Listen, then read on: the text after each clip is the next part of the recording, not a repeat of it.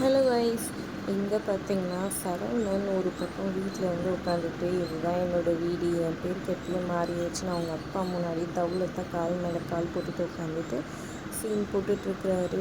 ஒரு பக்கம் அவங்க அம்மா அவர் வந்து அப்படியே சூப்பராக விழுந்து விழுந்து கவனிக்கிறாங்க. வாடா சாப்பிட்லாம், நம்ம இவங்ககிட்டலாம் என்ன பேச்சுன்ற மாதிரியெல்லாம் இது பண்ணிகிட்ருக்காங்க.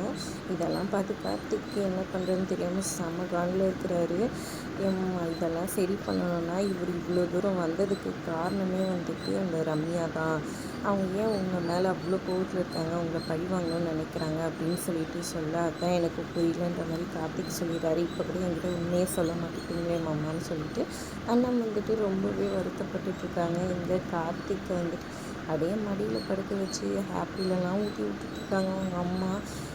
அப்படியே அவங்க தங்கச்சி அக்காங்களை கூப்பிட்டு பேசுகிறாரு. என்ன ஓவராக வாழிச்சிட்ருக்கீங்க அப்படி இப்படின்ற மாதிரி கேட்டுக்க, நாங்கள் தான் உங்கள் விஷயத்தில் தலை இல்லைல்ல, எதுக்காக எங்களை கூப்பிட்டு வம்பு இழுத்துட்ருக்குன்ற மாதிரி அவங்க தங்கச்சியும் அக்காவும் ஒரு பக்கம் சொல்லிகிட்டு இருக்காங்க. ஆனாலும் கார்த்திக் ஏதோ ஒரு பெரிய பிளானோடு தான் வந்திருக்காருன்றது அண்ணத்துக்கு புரியுது.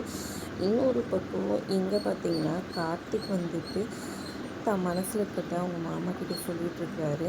உண்மையிலேயே உன் மனசில் இப்போ அண்ணன் தானே இருக்கா அப்படின்னு சொல்லி கேட்க, ஆமாம் மாமா, என் மனசு முழுக்க அண்ணன் மட்டும்தான் இருக்கா, எனக்கு பொண்டாட்டினா எப்போவுமே வந்து அது அண்ணன் மட்டும்தான் அப்படின்னு சொல்ல அதை அண்ணன் கேட்டுடுறாங்க. ஒரே சந்தோஷமாயிடுறாங்க. அப்படியே அவங்க தங்கச்சி கூட வந்து அவங்க வீட்டில் வந்து அப்படியே சந்தோஷமாக டான்ஸ் ஆடிட்டுருக்காங்க. அவங்க அம்மா ஷாக்காகி போய் பார்த்துட்ருக்குறாங்க ஒரு பக்கம். இன்னொரு பக்கம் பார்த்திங்கன்னா இங்கே கார்த்திக் வந்துட்டு கரெக்டாக அவங்க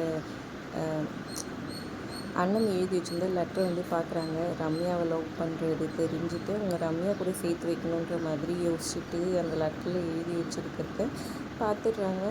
ஐயோ அண்ணன், நான் என் மனசில் இருக்கிறத உங்ககிட்ட சொல்லி புரிய வச்சுருக்கணும், என்னோடய தப்பு தான், இதுக்கப்புறம் நான் உனக்கு புரிய வைக்கிறேன் அப்படின்ற மாதிரி அந்த லெட்டரை பார்த்து யோசிச்சுக்காரு. பொறுத்திருந்து பார்க்கலாம் என்ன ட்விஸ்ட் வரப்போகுதுன்னு சொல்லிட்டு. இந்த வீடியோ உங்களுக்கு பிடிச்சிருந்தா லைக் பண்ணிக்கோங்க. தேங்க்ஸ் ஃபார் வாட்சிங் மக்களே.